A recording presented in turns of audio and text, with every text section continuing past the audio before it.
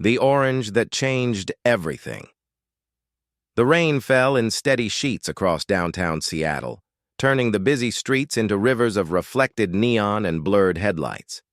People hurried past with umbrellas clutched tight, their footsteps splashing, through puddles as they rushed to escape the November storm.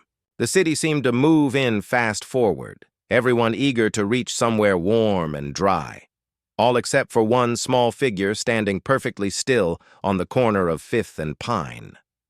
11-year-old Emma Rodriguez stood beneath the shallow overhang of an old brick building, her thin jacket doing little to protect her from the cold rain that seemed to find every gap in her clothing. In her small hands, she held a cardboard box filled with oranges, bright spots of sunshine in the gray afternoon. The oranges glistened with raindrops, their vibrant color almost glowing against the dreary backdrop of the storm. Emma had been standing there for 3 hours, watching the endless stream of people flow past her like water around a stone. Most didn't even notice her. Those who did glanced quickly away, as if looking too long might somehow make them responsible for what they saw. She understood. She had learned not to expect much from strangers. The cardboard box was getting soggy now, its edges soft and threatening to give way. Emma shifted her grip carefully, knowing that if the box collapsed, her oranges would scatter across the wet sidewalk, and her day would be over. Mrs. Patterson at the group home had given her exactly enough money to buy 2 dozen oranges from the wholesale market. Whatever she could sell, she could keep half of the profit. It wasn't much, but it was something.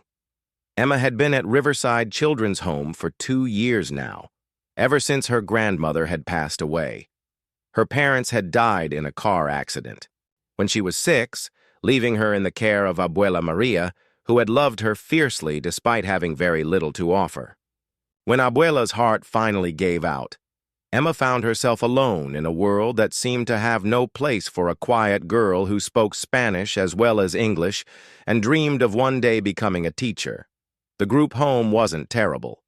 Mrs. Patterson was kind, if overwhelmed, and there were other children who understood what it felt like to be forgotten by the world. But it wasn't home. It was temporary, a place to exist while waiting for something better that might never come. Emma had learned to be grateful for small things: a warm meal, a dry bed, the chance to earn a few dollars selling fruit on street corners.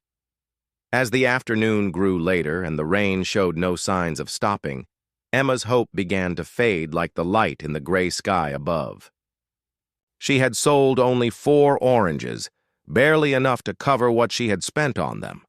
Her feet ached from standing, and her stomach rumbled with the hollow emptiness that had become familiar. She thought about the other children back at the home, probably warm and dry, doing homework or watching television. The Blacktown car seemed to appear out of nowhere, gliding silently through the rain like something from another world. It pulled to the curb directly in front of Emma, its sleek surface reflecting the colorful blur of the city around it. The engine purred quietly as the car sat there, windshield wipers moving back and forth in a steady rhythm. Emma straightened, hope fluttering in her chest like a trapped bird. Maybe someone needed directions. Maybe someone wanted to buy an orange. She clutched her soggy box a little tighter and waited. The rear window rolled down slowly, revealing a man in his 50s, with silver hair and kind eyes. He wore an expensive suit, the kind Emma had only seen in magazines, and his face had the sort of weathered confidence that came with years of making important decisions. But it was his expression that caught Emma's attention. Not the hurried indifference she was used to seeing, but something softer, something that looked almost like recognition. "How much for an orange?" he asked, his voice gentle despite having to speak over the sound of the rain. 50 cents each, sir," Emma replied, her voice barely audible over the storm. She selected the best orange from her box, one that wasn't bruised or soft, and held it out toward the car window. The man reached into his wallet and pulled out a $20 bill. "This should cover it," he said, taking the orange and placing the money in Emma's outstretched palm. Emma stared at the bill, her eyes wide. "Sir, I can't make change for this. I don't have enough—" "Keep it," the man said simply. "Consider it an investment." Before Emma could respond, before she could even properly thank him, the window began to roll up and the car pulled away, disappearing into the flow of traffic as mysteriously as it had arrived. Emma stood there in the rain, holding the $20 bill and staring at the spot where the car had been, wondering if she had imagined the whole thing. What Emma didn't know was that the man in the car was David Chen, founder and CEO of Chen Industries, a technology company worth billions of dollars. What she couldn't have known was that David had been driving past this corner every day for the past week, watching her stand there in all kinds of weather, selling her oranges with a quiet determination that reminded him of someone he used to know very well.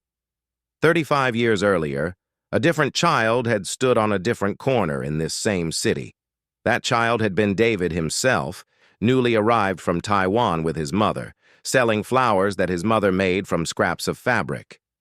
He remembered the cold rain soaking through his thin shoes, the weight of responsibility on young shoulders, the way most people looked right through him as if he didn't exist.